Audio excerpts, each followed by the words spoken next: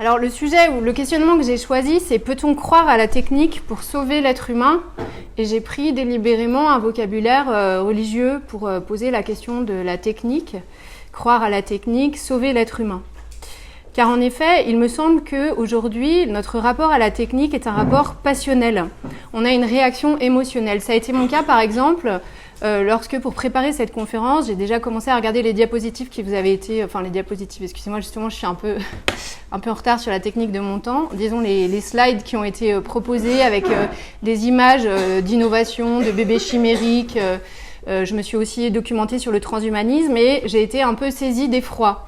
Et cet effroi, me semble-t-il, n'est pas uniquement ma propre expérience. J'en veux pour preuve tous les récits de science-fiction qui existent depuis plusieurs décennies et qui mettent en scène justement cette peur, cet effroi que nous ressentons parfois à imaginer le destin technique qui est le nôtre. Et aujourd'hui, avec les discours transhumanistes qu'on peut entendre par-ci par-là et de plus en plus présents, on se demande si la pire des science-fiction n'est pas en train de se réaliser. Sur 3 plans, le plan de l'intelligence artificielle, donc ce serait l'idée qu'il va y avoir un point de développement des technologies informatisées au-delà duquel l'homme, peut-être, ne pourrait plus les maîtriser. Donc ça, c'est le sujet justement d'inquiétude et d'effroi qui est très largement mis en scène dans beaucoup de films et de romans de science-fiction qui montrent l'homme supplanté par la machine, qui serait en un sens plus intelligente que lui, mais aussi en un sens moins intelligente que lui, et donc qui agit sans conscience, sans éthique, sans aucun raisonnement au sujet du bien et du mal. Donc je pense à des films comme Matrix, Terminator, Minority Report. Bon, vous voyez, ça signe un peu ma génération. Mais depuis, il y a peut-être des films un peu plus récents. Mais c'est aussi pour montrer que, évidemment, le mythe, le symbole, voit souvent avant, perçoit dans le présent ce qui peut arriver plusieurs décennies après. Le deuxième point d'inquiétude, c'est l'augmentation technique du corps humain. Donc évidemment, on voit que par la technique, il y a une amélioration du soin médical, une amélioration de la santé humaine globale, mais on se rend compte qu'il y a aussi un remplacement progressif des manquements du vivant, c'est-à-dire qu'on va non seulement réparer, mais on va peut-être réussir à remplacer. Et là, on touche à un point où on se demande ce qui est juste. Par exemple, je pense au film, là encore un peu daté, Bienvenue à Gattaca, où on voit bien que les techniques de reproduction étant maîtrisées, on peut se passer de la reproduction naturelle. On peut même proposer des prestations beaucoup plus compétentes, beaucoup plus efficaces que la reproduction naturelle du vivant. Si bien qu'on va pouvoir pratiquer un eugénisme parfaitement assumé, hein, c'est ce qui se passe dans Bienvenue à Gattaca, voire interdire la reproduction naturelle sous prétexte que le vivant est imparfait. Donc l'inquiétude du totalitarisme technique, vous voyez, hein, deuxième inquiétude, le totalitarisme technique. Il y aurait une disparition de la contingence, mais aussi peut-être dans ce contrôle une disparition de la liberté. Vous voyez, c'est ce qui est dit dans ce film, où on a une disparition de la contingence, c'est-à-dire une maîtrise absolue de l'homme sur le vivant, mais le corollaire, c'est une disparition de la liberté. Et puis, le troisième point, qui est à la fois un point d'espérance et d'inquiétude, c'est la mort de la mort. Et ça, on le voit abordé, alors je pense à un roman de Michel Houellebecq, qui date de 2005, La possibilité d'une île, où il y a la mise en scène d'une capacité de clonage, enfin c'est pas exactement la technique utilisée, mais il y a une secte qui devient capable donc de cloner plusieurs Daniel étant le héros du livre, et donc c'est le roman de Daniel 1 jusqu'à Daniel 25 hein, qui vont se transmettre le récit ou la conscience de leur vie, et donc c'est un post-humain qu'on réussit à créer pour attendre le retour de ceux qui sauveront vraiment l'humanité, qui sont des extraterrestres. Bref, c'est une fable, évidemment. C'est une fable qui est extrêmement ironique, mais qui dit bien cette peur qui est la nôtre, à savoir est-ce qu'on va pas dépasser l'humanité ou les conditions humaines en mettant à mort la mort. Il y a ça aussi dans le film Vanilla Sky, je ne sais pas si vous l'avez vu, un film de 2001 de Cameron Crowe, où on voit un héros comme ça qui réussit passer outre sa propre mort par des techniques de cryogénisation, je sais pas quoi, décongelés. Bon. Voilà, donc tous ces exemples que je donne me semblent refléter, à travers le mythe, la fiction, la science-fiction, des peurs que nous avons, un effroi même ressenti à ces questionnements. Donc, cet effroi correspond à 3 promesses du transhumanisme. 3 promesses du transhumanisme que sont l'augmentation de la puissance intellectuelle, ou de la puissance du traitement d'informations en tout cas, l'augmentation de la puissance du corps et l'allongement de la durée de la vie, voire éventuellement une disparition de la mort, même s'ils ne sont pas tous allés jusque-là. Donc je me suis demandé d'où venait cet effroi proche du sentiment tragique. Le sentiment tragique tel que Aristote l'a décrit, il est ressenti précisément face à un destin. Face à un héros qui se débat contre un destin absolument inéluctable. Et nous ressentons, me semble-t-il, un peu un sentiment du type tragique face à ces questions posées par le développement technique. Quelque chose est à l'œuvre que nous ne pouvons contrôler. Ce qui est le paradoxe même de la technique aujourd'hui. Parce que l'homme a initié le perfectionnement technique, évidemment. Et il y a eu un progrès du fait du perfectionnement technique. Mais il y a un renversement du progrès. L'homme, en fait, a initié quelque chose qui semble s'être peut-être retourné contre lui, au point qu'il n'est plus capable de le maîtriser, qui fait l'expérience d'une dépossession. La technique était là pour nous aider à maîtriser la nature, et nous faisons l'expérience de notre propre impuissance face au progrès technique, dont on ne sait plus où il va, dont on ne sait plus ce qu'il veut, et comment l'arrêter, si tant est que nous le voulions. En fait, ce qui fait peur ici précisément, c'est qu'on n'a plus affaire aujourd'hui à des techniques, mais à la technique. Et donc, je vais m'appuyer à distinguer les techniques au pluriel et la technique en tant que progrès inéluctable, voire en tant que destin. Et ce destin soit fascine, soit effraie. Et voyez dans la question, peut-on croire à la technique pour sauver l'être humain? On n'a pas affaire à des techniques. Des techniques, elles sont toujours situées dans une situation, donc il y a des usagers, il y a des bénéficiaires, et donc on peut assez facilement évaluer si la technique est efficace et si elle est bonne. On peut se poser cette question. Alors que ce type de question, de savoir si la technique est efficace et bonne, est beaucoup plus difficile à poser pour le progrès comme phénomène unifié et global, qui devient en fait un phénomène impensable. Et il me semble que l'objet d'effroi, en fait, ça n'est pas tant le futur que notre sentiment actuel de dépossession. Donc croire à la technique, vous voyez, c'est soit considérer que certaines techniques sont pertinentes et efficaces pour réaliser des buts, c'est ce à quoi croit le médecin. La médecine est une pratique technique. Et donc croire à la technique, eh bien, c'est poser la question de l'efficacité, poser la question du but, choisir des moyens adéquats. Mais croire à la technique au sens fort, c'est-à-dire au sens du paradigme technique, au sens du progrès, là c'est tout à fait autre chose. C'est croire que le progrès est la solution à tous les maux humains. Et même peut-être la solution à tous les malheurs ou une manière de satisfaire tous ces désirs. Donc en fait, je pense que le problème il va se situer dans le double sens de cette expression « croire à la technique ». Est-ce qu'on croit que certaines techniques sont utiles, bénéfiques et intéressantes? Évidemment que oui. Est-ce qu'on croit à la technique pour sauver l'humanité de tous ces maux et pour satisfaire tous ces désirs? Ça, c'est le désir profond du transhumanisme, et ça, c'est quelque chose qu'il nous faut essayer de penser, et qui est très souvent impensé, en fait. Parce que sous prétexte qu'on critique l'idéologie du progrès, on va nous dire qu'on est technophobe, parce qu'on va nous dire qu'on ne croit pas que les techniques sont efficaces. On va nous dire, mais n'importe quoi, regarde, tu te sers bien d'un ordinateur, tu utilises ton téléphone portable, et puis tu as accouché par césarienne, tu ne crois pas à la médecine, c'est n'importe quoi, ton bébé serait mort. Bon.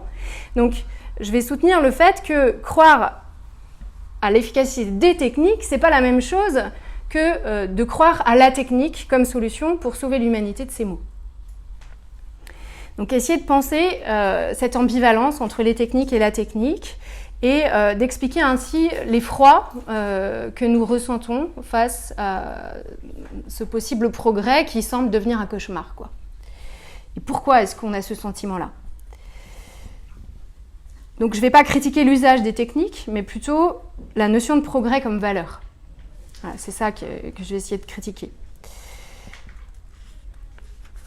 Alors, je vous propose de procéder en 3 temps, très classiquement.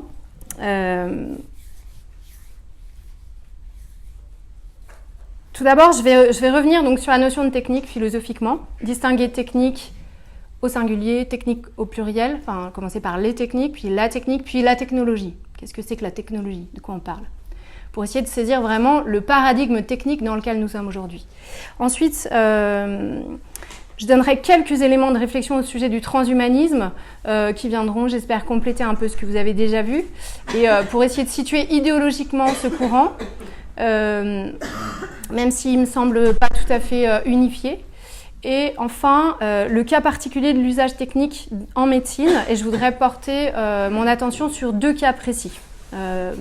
Partir d'une étude de cas pour montrer comment il peut y avoir un questionnement éthique. Voilà. Alors, tout d'abord, la partie la plus philosophique, donc sur la notion de technique. Alors tout d'abord, en fait, la notion de technique, c'est les techniques. C'est ce que j'ai appelé dans mon introduction les techniques, c'est-à-dire la technique, c'est un synonyme de art au sens ancien, l'art de faire quelque chose, le savoir-faire. Donc c'est un type de savoir humain qui consiste à pouvoir articuler des moyens à une fin. Donc on a une fin, on s'est fixé un but et il s'agit de connaître les moyens adéquats pour atteindre ce but.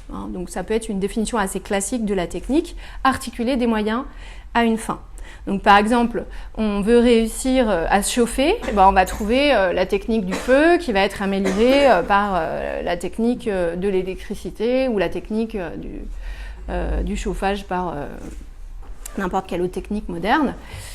Donc on a un besoin, disons, il y a une fin et puis on va chercher les moyens adéquats. Et donc évidemment cette articulation moyen-fin est susceptible de progrès, a été évidemment très largement améliorée au fil de l'histoire humaine. Donc ce savoir, il engage la compétence ou l'incompétence parce que évidemment pour articuler les moyens corrects, pour trouver les moyens corrects, il faut avoir une science, il faut connaître et cette science va nous permettre de mettre en place l'action adéquate. Par exemple, en ce sens, la médecine est un art. La médecine est un art. Platon, comme Aristote, prennent très souvent cet exemple de la médecine comme paradigme, enfin comme exemple qui illustre assez parfaitement la notion de technique. Donc un art au sens de technique, bien sûr, un savoir-faire. Et par exemple, Platon dit la cuisine n'est pas un art. Pourquoi est-ce que la médecine est un art ou une technique alors que la cuisine n'en est pas un ? Parce que la cuisine, c'est purement empirique, c'est-à-dire qu'on peut devenir un bon cuisinier, ça ne veut pas dire qu'il n'y a pas un certain savoir-faire, mais c'est par la répétition de gestes qu'on va observer, refaire soi-même, c'est purement empirique. Alors que la médecine est un art, dit Platon, parce qu'elle repose sur un savoir, sur une connaissance. Et donc, c'est l'application dans l'action de la connaissance. C'est par la connaissance, par l'expertise, que l'on va véritablement savoir ce qu'il faut faire. Alors, donc, une compétence théorique, autrement dit. Vous voyez, la technique suppose une compétence théorique. Elle suppose aussi, bien sûr, une compétence pratique. C'est-à-dire qu'il ne suffit pas d'avoir des connaissances théoriques pour être un bon médecin. Il faut aussi une pratique, des observations. Et en fait, Aristote plutôt va nous montrer que ce type de pratique, c'est ce qu'on va appeler, ce que je pourrais appeler ici, une expérience vraiment réfléchie, une expérience consciente, l'expérience consciente de ce qu'on est en train de faire. Vous voyez par exemple le ridicule des médecins de Molière. Pourquoi est-ce qu'ils sont ridicules les médecins de Molière ? Parce qu'ils répètent des gestes sans savoir pourquoi ils les répètent. Ils les répètent par mode. Donc il y a la mode de la saignée. Donc tout le monde fait des saignées pour n'importe quelle raison. Donc vous avez une indigestion, saignée. Au contraire, vous avez plus faim, saignée. Donc on voit bien qu'il y a une répétition mécanique du geste qui ne s'appuie pas sur une connaissance du corps humain. Et donc une compréhension de la causalité. Et ainsi, on n'a pas affaire à véritablement une technique, on a affaire à un pure répétition mécanique risible et pas efficace. Donc une double compétence, la connaissance théorique nécessaire, on le voit avec les médecins de Molière, et puis la compétence pratique, parce qu'il y a un autre ridicule qui est le médecin purement théorique, justement. Donc ça, par exemple, j'ai trouvé un exemple littéraire dans La peau de chagrin de Balzac. À la fin, le héros, il est malade, et il y a 3 ou 4 médecins autour de lui, fin 19e siècle, et ils sont dans des débats théoriques. Donc il y en a un qui est vitaliste, qui croit à la force vitale, il y en a un autre qui est purement naturaliste, il croit que le corps n'est que matière, bon, et il y en a un qui croit à l'âme et pas l'autre, on va dire en gros. Ils ont des positions théologiques, ils débattent là-dessus, et chacun fait son diagnostic en réaction à l'autre. Hein. Donc c'est des hommes de la théorie et pas du tout de la pratique. Donc il faut une double compétence, qui est à la fois la connaissance scientifique des causes, mais aussi une conscience, une expérience consciente du cas particulier. Et ça, c'est vrai de toute technique, au sens aristotélicien du terme, on va dire au sens ancien du terme, mais c'est vrai particulièrement de la médecine qui, éclairée par la théorie, est une conscience de l'expérience. J'aimerais la définir ainsi. Hein. Ça se voit bien dans le diagnostic, par exemple, qui est toujours une attention au cas particulier, éclairée évidemment par la connaissance théorique. Alors, bon, voilà pour les techniques, au sens classique de savoir-faire, dont la médecine est peut-être l'exemple le plus parlant. Alors évidemment, cette idée de technique va amener à dire que l'homme est un être un peu particulier dans la nature. Il n'est pas un animal comme les autres, même si à la limite il est un animal, il est surtout un animal rationnel qui va être capable de dépasser la nature, de la parfaire, de la compléter. Donc évidemment, il n'est pas ici question ce soir de dire qu'il faut revenir à la nature au sens où toute technique est absolument répréhensible. Bien sûr que non.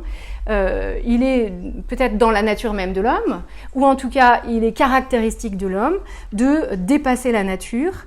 C'est ce qui est dit par exemple dans le mythe de Prométhée, dont Platon donne une version dans le Protagoras. L'homme a reçu le feu parce que Prométhée l'a volé aux dieux pour le leur donner. Donc c'est l'idée que l'homme est quand même l'être qui dépasse continuellement sa condition. Vous savez, avec le feu, il a pu forger des outils, et avec les outils, il a développé la technique.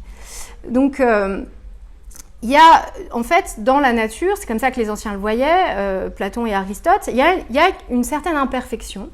Et donc, la technique humaine est là pour parfaire ce qui est parfois imparfait.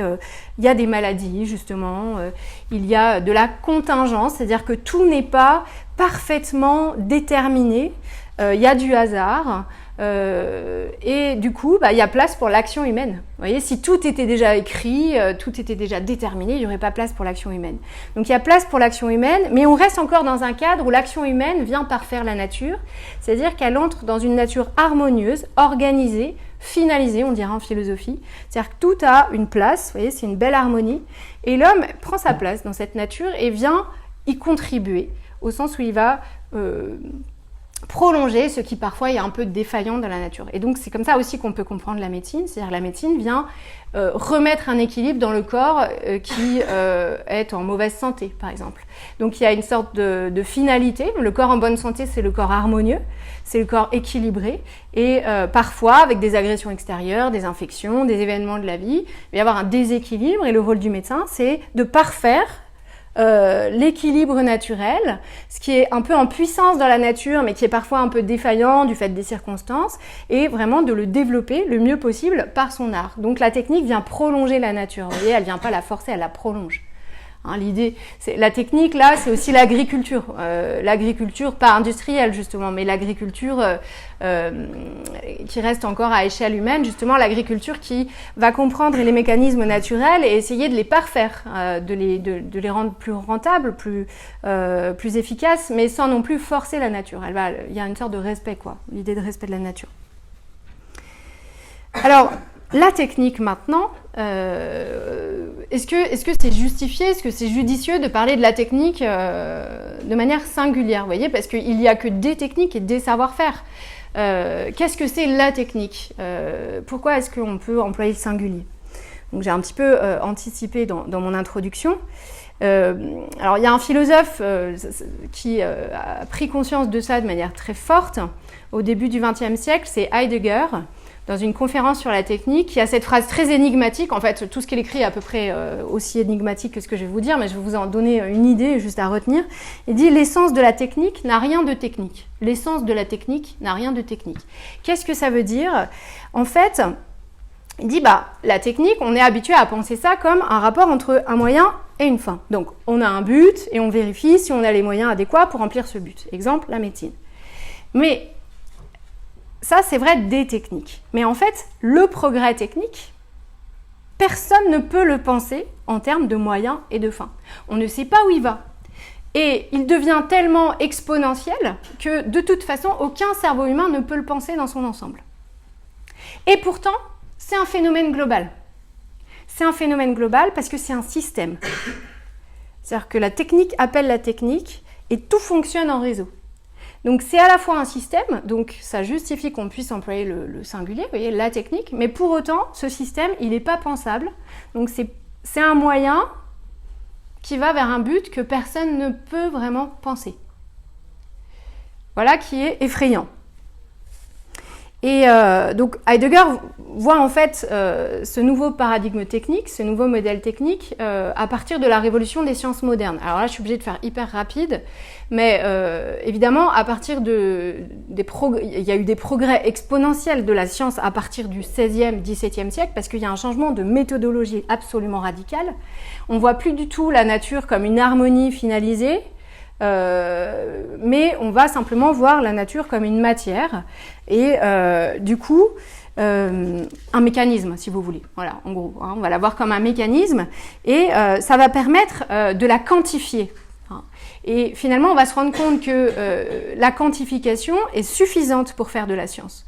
On n'a pas besoin de savoir si Dieu a créé la nature, on n'a pas besoin de savoir ce qu'il a voulu, on n'a pas besoin de savoir pourquoi tout cela, on a juste besoin de savoir comment ça marche. Et le comment, on y répond par la quantification. Alors, ce n'est pas uniquement un problème pour Heidegger. Par exemple, vous savez que le texte de référence là-dessus, c'est Descartes dans le discours de la méthode, quand Descartes dit « nous serons comme maîtres et possesseurs de la nature ». On connaît souvent cette phrase, mais on ne sait pas ce qu'il y a après. Il parle de la médecine, justement, Descartes. Il dit, c'est à l'époque de Molière, donc de la médecine de charlatan, quand même.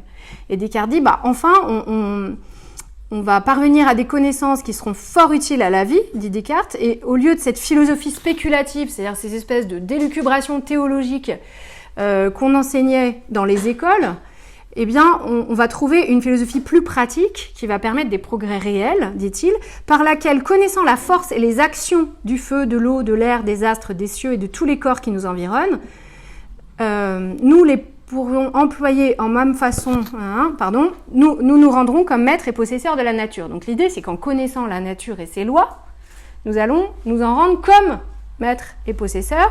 Et il continue en disant que c'est à désirer de manière pratique, non pas pour inventer une infinité d'artifices, dit-il, qui ferait qu'on jouirait sans aucune peine des fruits de la terre et de toutes les communautés qui s'y trouvent, mais principalement, pour la conservation de la santé. Donc, Descartes loue les progrès de la science qui vont permettre de comprendre la nature et ses lois par la quantification, les mathématiques, non pas juste comme une invention gratuite, mais vraiment comme quelque chose qui pratiquement va permettre les progrès de la médecine. Et c'est ce qui s'est passé. C'est bien ce qui s'est passé. Et il dit d'ailleurs, la santé va être ce qui va permettre le bonheur. Mais non pas, il n'identifiait pas la santé et le bonheur. Il dit, si on a la santé, alors on va pouvoir développer tout le reste, et c'est ça qui nous rendra heureux, notamment la vie de l'esprit. C'est intéressant parce que je vais revenir tout à l'heure dans l'idéologie transhumaniste, il y a l'idée qu'en fait la santé et le bonheur c'est presque la même chose. C'est pas ce que dit Descartes. Alors la contrepartie, c'est ce qu'on a appelé aussi un désenchantement du monde, c'est-à-dire que du coup ce monde quantifiable, ce monde objectivable ne nous parle plus du tout de Dieu évidemment, il ne nous parle plus du tout d'une quelconque intention, toute la matière, ou plutôt toute la nature va être réductible à de la matière. Et Heidegger dit, dans le fond, finalement, on ne va plus voir la nature que comme un ensemble de forces à exploiter. Donc il y a un lien étroit entre les sciences et la technique. La nature est un ensemble de forces à exploiter. Il parle de arraisonnement, c'est le terme qu'il emploie, mais en gros, il dit voilà, par exemple, le vent, c'est quoi? C'est quelque chose qui va pouvoir gonfler les voiles. L'eau, c'est ce qui va entraîner des turbines. On va voir partout une source d'énergie, voyez. Et on va voir partout la production de force et la quantification possible. Donc il y a une segmentation, un rapport analytique à la nature et qui bien sûr va devenir un rapport utilitaire à ce qui est et un oubli, dit Heidegger, de l'être, un oubli d'un autre rapport qui aurait été possible à la nature mais que nous avons progressivement oublié. On en arrive à la notion de technologie. Donc la notion de technologie, c'est justement cette idée de technoscience, c'est cette idée d'adossement de la technique à un certain rapport à la nature qui est dans la science moderne. Et qui va entraîner comme conséquence, il y en a plusieurs, mais j'en retiens une, c'est le système des objets techniques. C'est-à-dire qu'on n'a plus affaire à des techniques isolées, des savoir-faire que l'un va maîtriser, pas l'autre, des savoir-faire qui restent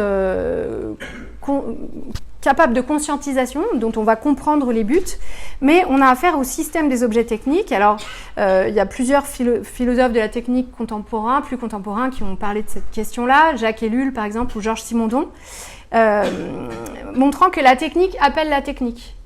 La technique, par exemple, est susceptible de pannes qui vont demander des objets techniques pour réparer les pannes, par exemple.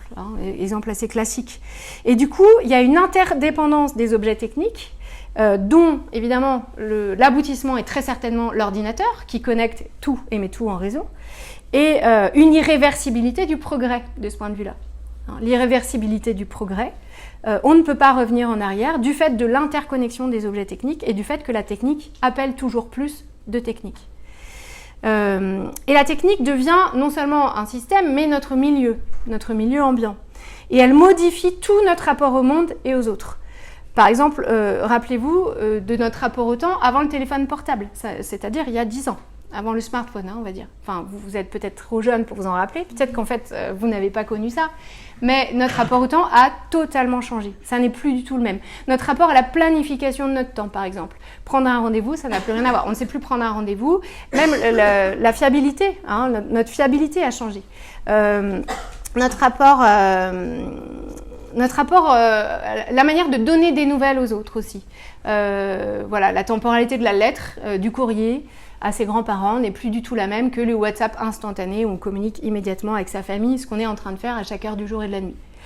En médecine, l'imagerie médicale, par exemple, mais on pourrait donner énormément d'exemples, l'imagerie médicale, les données tout ce qui est analyse, on va dire, de manière générale, tout ça a changé la prise de décision. On peut même dire qu'il y a des décisions à prendre qui ne se posaient pas auparavant du fait de l'existence des objets techniques. Donc il y a plus de paramètres, il y a plus de questions. Il y a un autre type de relation patient-soignant, j'y reviendrai dans ma troisième partie sur les cas pratiques. Et donc, on peut dire, pour résumer, que l'homme a à s'adapter au progrès technique. Vous voyez, c'est le paradoxe que je soulevais en introduction, c'est-à-dire qu'il a mis au point des techniques pour maîtriser la nature, et il a le sentiment que c'est maintenant à lui de s'adapter à un système qui est un système d'objets techniques qui semble de plus en plus indépendant. Cette technique devient une seconde nature, vous voyez, c'est une seconde nature à laquelle il nous faut à nouveau nous adapter. D'ailleurs, on dit tout le temps, il faut bien s'adapter, il faut vivre avec son temps, allez mamie, mets-toi à la page. Donc, il y a une sorte d'injonction à s'adapter, sinon... qu'est-ce qui va se passer? Ceux qui ne s'adapteront pas vont peut-être être mis de côté ou vont peut-être être morts, peut-être, j'en sais rien, mais peut-être pas survivre. Bon, le dernier point, mais c'est un peu trop long, mais c'est important quand même de dire que ce paradigme technique est lié au paradigme économique dans lequel nous sommes. C'est-à-dire qu'il y a une convergence entre la technologie et le capitalisme. Puisque, alors là c'est vraiment à gros traits et extrêmement discutable, mais quand même je le pose là, le paradigme capitaliste a besoin du système technologique, puisqu'il repose sur l'idée d'une croissance indéfinie. Et pour qu'il y ait une croissance indéfinie, il faut une croissance technologique, il faut une proposition d'objets technologiques. En tout cas, ça converge assez bien, puisque la technologie va permettre l'innovation constante. Et du coup, cette croissance technologique, elle offre de nouveaux marchés. Très souvent, on développe aujourd'hui les potentialités techniques avant de trouver une application. C'est ce qui se passe dans les laboratoires privés et même publics parfois. On développe des potentialités techniques, on découvre des technologies et ensuite, le marketing, par exemple, va chercher des potentialités d'utilisation. Et ensuite, la publicité va se charger, mais là je caricature beaucoup, hein, bien sûr, vous me comprenez, mais la publicité va parfois se charger de nous faire envie, nous donner le besoin, alors même que nous ne l'avions pas. C'est ce qui va faire qu'on va avoir besoin très vite du nouvel iPhone, non pas parce qu'on en a besoin, mais parce qu'il y a eu une innovation qui a été pensée en labo, et que du coup, il va bien falloir, qui coûte très cher, et qu'il va bien falloir rentabiliser cette innovation. Donc, il y a un renversement total du rapport entre les moyens et la fin. On nous donne les moyens et ensuite on va essayer de trouver une fin, une application possible. Bien sûr, dans le domaine médical, il faut quand même être extrêmement attentif à cette convergence entre le marché et la technologie. Et se demander toujours quels sont les motifs profonds qui vont gouverner, par exemple, un laboratoire à vouloir commercialiser tel ou tel produit pharmaceutique qu'il a mis au point. Il me semble quand même qu'il faut exercer son esprit critique sur le sujet. Il y a pas mal de scandales sanitaires qui l'ont montré. Quels sont les mobiles qui prévalent? Est-ce que c'est d'écouler un stock? Est-ce que c'est de rentabiliser une technologie mise au point en laboratoire? Ou est-ce que c'est vraiment le soin? Il peut y avoir quand même un conflit très net entre les impératifs de soins et les impératifs économiques. Donc je pense qu'il faut en être absolument conscient. Alors, au sujet du transhumanisme, maintenant, pour prolonger un peu cette réflexion sur la technique et la technologie, le destin technologique qui est le nôtre, bien sûr que le transhumanisme se situe dans ce paradigme technologique. Je n'ai pas du tout la prétention de vous donner un résumé de ce que c'est, etc. Puis vous avez déjà eu donc, des séances sur le sujet. Je vous donne quelques points de réflexion qui me semblent importants. La première, c'est qu'il me semble que c'est plutôt une nébuleuse qu'une idéologie unifiée. Parce que à la fois il y a les GAFA de la Silicon Valley qui sont de source assez sûre transhumanistes mais qui n'affirment absolument pas l'idéologie haut et fort. Mais on a aussi des sociétés de transhumanisme. Alors j'ai regardé des vidéos de la Société française de transhumanisme par exemple. Là on a vraiment affaire à des militants sans le sou. Enfin on pourrait croire que c'est des militants, je sais pas moi, altermondialistes quoi. C'est à peu près le même look, à peu près le même style vestimentaire et certainement des gens qui ont aussi peu de moyens. Hein. Donc déjà voilà, ça m'a l'air sur le fait qu'il y a quand même vraiment une multiplicité de courants et pas forcément une convergence et qu'il faudrait peut-être se méfier un peu du complotisme aussi. Vous voyez, genre il y a une espèce de convergence transhumaniste qui va détruire l'humanité pour le transhumain, sans être non plus naïf, parce qu'évidemment il y en a qui pensent ça, mais ce complotisme est à mon avis quelque chose qui peut nous désarmer, on va se dire bon bah c'est fichu, ils sont tous d'accord, ils vont nous bouffer, et qui peut être une prophétie un peu autoréalisatrice, vous voyez, ils sont tellement puissants, bon non, je pense pas, il y a beaucoup, voilà, c'est une idéologie qui est dans l'air du temps, et qui est débattue aussi quand même au sein même des milieux concernés. Alors ensuite, l'idéologie même, en fait, il me semble qu'il y a plusieurs degrés quand même. Donc par exemple, on va dire que le premier degré idéologique, il est assez...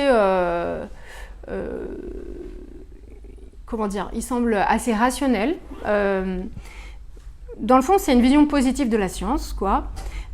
Pour dire ça, je m'appuie sur un philosophe des sciences qui s'appelle Gilbert Hautois, qui est mort récemment, qui a écrit un livre qui s'appelle « Le transhumanisme est-il un humanisme ?» Et Gilbert Hautois, donc c'est pas un transhumaniste, c'est un très réputé philosophe des sciences, tout à fait rationnel, etc. Bon, il se prononce à la fin de manière assez favorable en disant, c'est toujours un peu l'argument qu'il faut encadrer, que ça va dépendre évidemment des applications et tout ça. Mais donc, ce qu'il dit est quand même, pour certaines analyses, assez éclairant. Et donc, il dit que, en fait, c'est un courant qui a confiance dans la science et qui va essayer de définir un nouvel humanisme, donc une nouvelle position de l'homme dans la nature, dans le monde, un certain rapport à l'humanité. Vous voyez, notre propre rapport à notre propre humanité. C'est ça un peu le questionnement de l'humanisme. Mais pour penser l'homme, il va essayer d'intégrer les résultats récents de la science, en fait. Parce que finalement, l'humanisme, ça date du XVIe siècle et c'est pré-scientifique par rapport au paradigme de la science moderne. Donc il va intégrer en particulier la vision évolutionnaire de l'homme, c'est-à-dire la théorie de l'évolution et la place de l'homme dans l'évolution. Et donc, il insiste sur le fait, Gilbert Hautois, que en fait, la vision transhumaniste, c'est une vision de l'homme dans le temps long de l'évolution, qu'on a du mal à intégrer, dit-il, dans notre vision de l'homme. Donc, en fait, le transhumanisme, si vous voulez, c'est un naturalisme. L'homme est le produit de son évolution. Un naturalisme plutôt athée, ça je vais y revenir, mais apparemment il y a aussi des croyants à certaines formes de spiritualité. Bon. Mais en tout cas c'est un naturalisme, c'est-à-dire c'est l'idée que l'homme est le produit de son évolution et que la technique, c'est pas une rupture par rapport à la nature, mais c'est la conséquence, enfin c'est un stade de l'évolution, quoi, si vous voulez, de l'évolution humaine. Bon, mais on va voir qu'il y a un peu des paradoxes là-dedans. Alors, il y a un héritage assumé des Lumières, vous voyez, des philosophes des Lumières, notamment de Condorcet, apparemment. Le premier, alors vous avez peut-être déjà vu ça, le premier à avoir utilisé le mot transhumanisme, c'est Julian Huxley, un biologiste, qui a été le premier directeur général de l'UNESCO en 1950, et il dit ceci: « L'homme qui reste un homme, mais se transcende lui-même en déployant de nouveaux possibles de et par sa nature humaine. » Définition du transhumanisme. C'est l'homme qui reste un homme, mais se transcende lui-même en déployant de nouveaux possibles de et par sa nature humaine. Franchement, quand on lit cette phrase, ça peut être une définition très classique de la potentialité technique et finalement de la culture humaine. C'est-à-dire l'homme est un homme parce qu'il transcende sa condition, il l'améliore tout en restant dans la nature humaine et de et par sa nature humaine. Vous voyez, donc il n'y a pas de remise en question de la nature humaine, il y a juste l'idée qu'on est dans une continuité logique de progrès, voilà, par l'intelligence et par la culture. Rien de nouveau sous le soleil, apparemment, franchement. Donc, je pense que dans le discours transhumaniste, il y a parfois cet argument de la continuité, en disant, mais franchement, on a toujours essayé de s'améliorer, de sortir de notre condition, etc. L'ère technologique n'est qu'une étape, et évidemment qu'il est tout à fait logique de penser qu'il y en aura d'autres plus tard, qui seront des améliorations significatives. Donc une nécessité scientifique. Mais paradoxalement, il y a un autre degré idéologique où là, on a carrément affaire à des convictions, et plus du tout à un discours de type objectif et scientifique. Donc un athéisme, quand même, la plupart du temps assumé, c'est-à-dire une prétention à être la nouvelle religion. Et ça, c'est assez fréquent. C'est-à-dire qu'on n'a plus besoin des idéologies classiques, de la philosophie classique, on n'a plus besoin des sagesses humaines et on n'a plus besoin des sagesses religieuses. Finalement, par la technique, on va pouvoir prendre la place des religions. Et ça revient assez fréquemment. Et là, on n'est plus du tout dans le discours, voyez, de type scientifique, objectif, c'est la nécessité, c'est comme ça. On est vraiment dans une affirmation d'une conviction. Donc, il y a une idée assumée de salut, vraiment de salut, c'est-à-dire qu'on va sauver l'homme des périls qui le menacent, qui sont essentiellement le malheur et la mort. Pas tellement le mal, dans le fond, puisque justement, il n'y a plus tellement l'échelle de valeur du bien et du mal, il y a uniquement la question du malheur, c'est-à-dire le fait que l'homme ne puisse pas satisfaire tous ses désirs, qu'il soit constamment dans une condition tragique. En fait, c'est ça que le transhumanisme essaye de résoudre, c'est le tragique, c'est-à-dire la disproportion entre nos désirs et puis la faiblesse de notre condition. Le fait que la mort va arriver, le fait qu'on ne puisse pas faire tout ce qu'on a envie de faire dans notre vie, le fait qu'on ait une vulnérabilité, une faiblesse, etc. Et puis il y a un réductionnisme, c'est-à-dire que l'esprit, c'est quelque chose qui est réduit totalement à la matière et qui s'explique par la matière. Et ça, c'est une position philosophique. Dire que l'esprit se réduit à la matière, c'est discutable et discuté. Vous voyez, donc en fait, il y a une ambiguïté, c'est-à-dire qu'il y a un discours idéologique, ou en tout cas de conviction, qui finalement est présenté comme étant une nécessité scientifique. Et en fait, alors il y a un pamphlet contre le transhumanisme d'Olivier Rey qui s'appelle L'heure et malheur du transhumanisme, et il analyse le discours transhumaniste en disant que dans le fond, il joue toujours sur les deux terrains. C'est-à-dire qu'à ceux qui ont peur de la rupture, il va servir l'argument de la continuité en disant mais l'homme a toujours fait ça, il n'y a pas de problème. Et à ceux qui, au contraire, sont plutôt technophiles et heureux de la technique et n'ont pas forcément peur de ça et attendent de l'innovation, là il va donner le discours de la rupture en disant mais enfin on va apporter un progrès merveilleux, extraordinaire auquel l'homme n'a jamais songé auparavant, etc. Et constamment il y a une sorte d'argument spécieux, enfin d'argument trompeur pour un peu perdre les gens selon lui. Et donc il y a une ambiguïté en tout cas. Le transhumanisme joue sur les deux tableaux. Du coup, bon là je vous ai peut-être fait un peu peur, donc la question c'est que faire de tout ça ? Parce qu'en fait, le transhumanisme, c'est un symptôme de quelque chose dans lequel on est déjà. C'est-à-dire que les fantasmagories de l'homme qui va pas mourir, du corps parfaitement augmenté, tout ça, bon, peut-être que ça va se réaliser, mais peut-être que parfois aussi, cette peur de l'avenir, elle masque le problème d'aujourd'hui.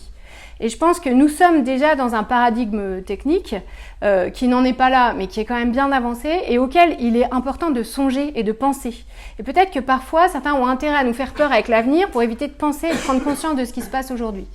Donc, il me semble que là, il y a un impératif éthique vraiment important. La question, en fait, c'est la question de la limite.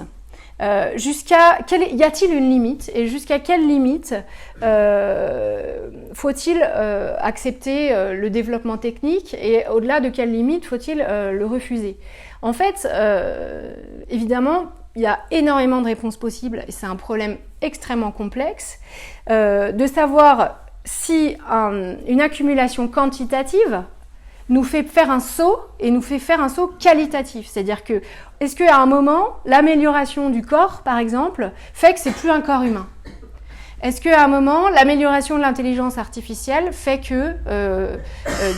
l'amélioration de l'intelligence par l'intelligence artificielle fait que l'humain n'est plus un humain, mais devient un transhumain ? Vous voyez, l'accumulation quantitative nous fait faire un saut qualitatif. Bon, donc c'est essayer de penser la limite. Extrêmement complexe et je ne pourrais pas répondre évidemment au problème ce soir. Mais ce que je voudrais dire, c'est qu'il est nécessaire de penser la limite parce que précisément, le transhumanisme, c'est une pensée qui refuse la limite. Donc rien que le fait de poser la question de la limite, c'est déjà un pas immense dans la conscientisation de ce qui se passe. C'est refuser l'idée que le progrès comme croissance asymptotique est une valeur en soi. Alors il y a plusieurs positions éthiques possibles, je les énumère simplement, j'ai pas le temps de forcément développer, mais j'essaierai quand même de montrer comment elles peuvent s'articuler pour des cas médicaux par exemple. Donc on peut revenir à un finalisme aristotélicien ou dire que la nature est une harmonie, on n'a pas le droit, il y a un équilibre qu'on n'a pas le droit de déséquilibrer, enfin sur lequel on n'a pas forcément le droit d'intervenir. Vous voyez, la limite, elle serait là, dans l'idée que la nature est un donné auquel on ne peut pas toucher dont on doit respecter l'équilibre, vous voyez, on doit respecter l'harmonie. Bon. Ça se retrouve évidemment aussi dans la théologie chrétienne, dans la pensée de la création, qui est une révélation et qui est une conviction, qui est une foi, mais qui peut évidemment être un critère pour fixer la limite. Il peut y avoir aussi une morale du devoir. Par exemple, c'est Hans Jonas dans le Principe responsabilité en 1979 qui insiste sur le fait qu'il faut agir de façon à ce que les effets de notre action soient compatibles avec la permanence d'une vie authentiquement humaine sur Terre. C'est-à-dire que notre devoir, il n'est pas seulement envers nous et notre génération, mais envers les générations futures. Et donc, c'est un peu un principe de précaution. Par exemple, si on prend le cas de la modification du corps humain, quand on en arrive à la modification du génome, là, on va toucher à des choses qui vont se transmettre. C'est-à-dire que si on modifie le génome humain, on n'est plus à des techniques qui nous concernent nous et qui seront à recommencer à la génération suivante, mais là, on va modifier l'espèce pour les générations à venir. Donc là, par exemple, le principe de responsabilité s'applique. C'est-à-dire que comme on ne sait pas ce qu'on fait pour les générations suivantes, comme en plus, quand on touche une partie du génome, on ne sait pas exactement ce qui va se produire, il y a une sorte d'incertitude technique, on va s'abstenir. Voyez. Donc là, ça peut être non pas au nom d'une vision de la nature, mais au nom des devoirs envers les autres hommes et les générations à venir. Et puis, il y a un dernier point sur lequel, du coup, je vais rester un peu, c'est l'éthique du soin, qui est l'idée que en fait, une décision éthique, elle doit se prendre dans la relation à l'autre, dans la relation à l'autre, dont le paradigme évidemment est la relation patient-soignant dans l'éthique médicale. Donc on doit tenir compte des cas particuliers et des circonstances et on doit à chaque fois, dans chaque cas particulier, exercer sa conscience. Donc revenir dans le fond à cette expérience consciente dont je parlais au départ avec les techniques classiques. C'est-à-dire que toute technique, tout savoir-faire est un pouvoir et quand ce pouvoir s'applique, dans chaque cas, il doit demander une conscientisation de ce qu'on fait. Et c'est ça, en fait, que fait l'éthique médicale. Et c'est ça dont nous dérobe l'idée de progrès, en fait. Parce que l'idée de progrès, elle nous fascine. Et du coup, elle nous dispenserait, parce que le progrès, ça a une valeur en soi, elle nous dispenserait d'avoir à utiliser notre conscience éthique dans chaque acte que l'on pose. Et il me semble que c'est contre ça qu'on peut lutter. On peut lutter par une résistance intérieure dans chaque acte que l'on pose, justement. Et on peut le faire en tant que médecin ou praticien. Alors du coup, je prends 2 cas médicaux pour montrer comment ça peut concrètement se faire, ça, ce questionnement sur la limite dans des cas particuliers. Le premier cas, c'est la greffe de main sur un bébé analgésique. Petit terme médical pour faire genre, mais en fait, j'ai dû comprendre. Donc, analgésique, bon, vous savez, donc c'est un bébé qui naît sans, par exemple, bras ou avec un membre en moins. Et donc là, je me suis inspirée d'un article qui a été écrit conjointement par un philosophe qui s'appelle Martin Dumont et un chirurgien. Voilà, je pourrais vous donner les références si vous voulez. Un article qui date quand même de 2010. Donc très certainement les techniques ont un peu évolué depuis. Et donc il se demande, donc il dit que la greffe de la main existe pour des patients qui ont connu une amputation, mais il se demande donc on va se demander si cette technique pourrait être appliquée à des bébés qui sont nés sans bras, dont on découvre ces patients quand ils grandissent qu'ils développent beaucoup de fonctionnalités, qu'ils arrivent à assez bien vivre en fait sans ce bras, capacité d'adaptation cérébrale, motrice, et que le problème c'est surtout la norme sociale, le regard des autres. Donc il va évaluer, dans cet article, il y a une évaluation des problèmes qui sont posés et du coup une évaluation coût-bénéfice. Donc quel serait le bénéfice, quel serait le coût.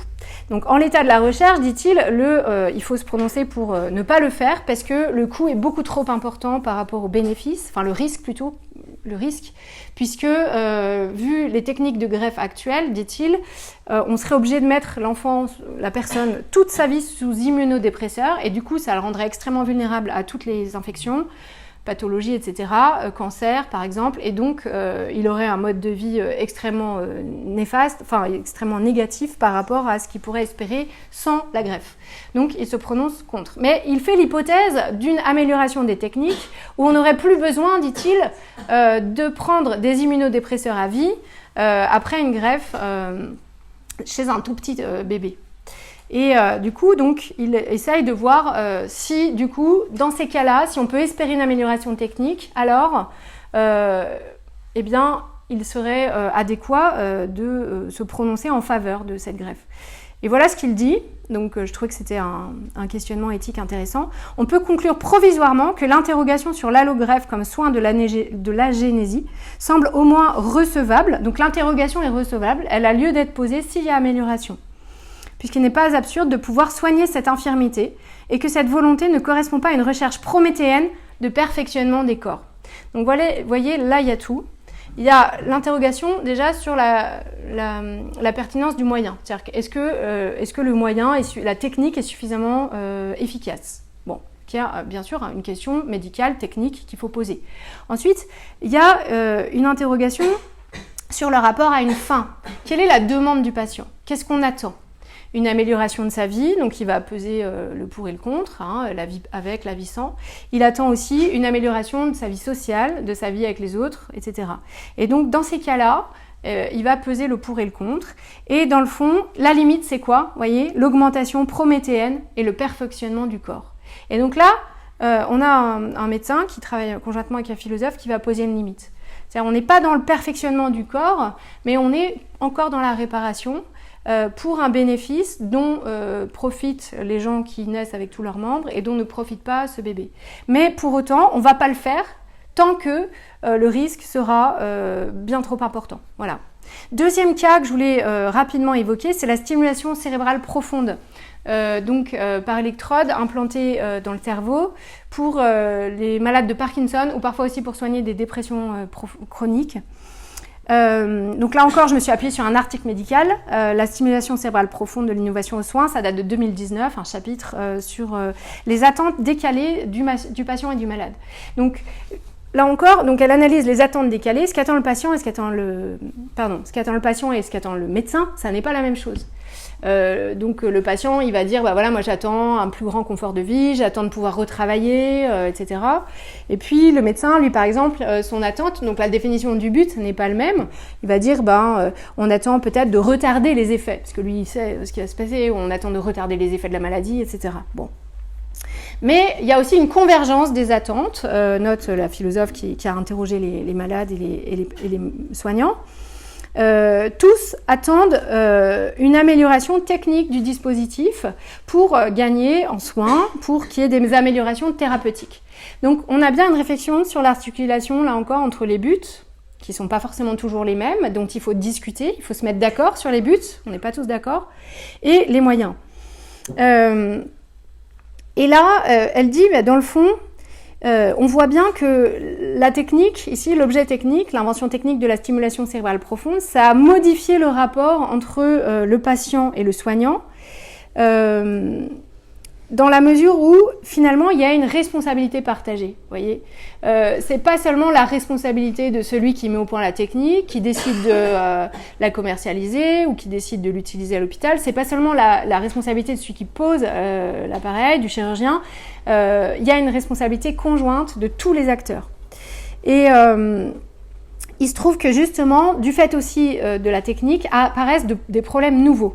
Et notamment, les patients soignés ainsi, beaucoup vont avoir une espérance de vie plus longue. Et donc, comme ils vont vivre plus longtemps avec cette maladie de Parkinson, on va voir la maladie évoluer à un degré avec des pathologies qu'on ne connaissait pas auparavant.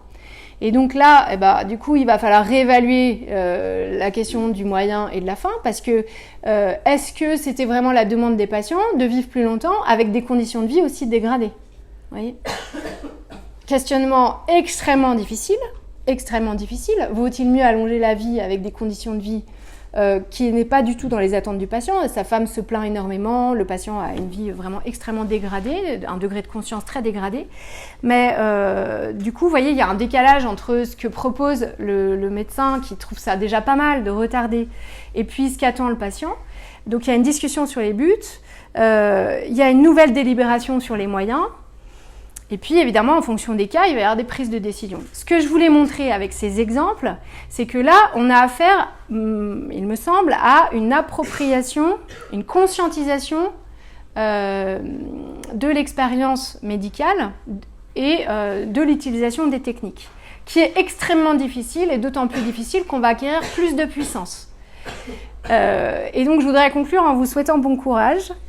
Parce que, sans rire quand même, à nous tous en fait, parce que, mais particulièrement le monde médical, il est évident que la fascination technique joue un rôle très important, parce que justement le progrès technique et le progrès scientifique a permis de lever une immense espérance dans l'humanité au XVIIe siècle, qui a été très largement récompensée, cette espérance, et satisfaite.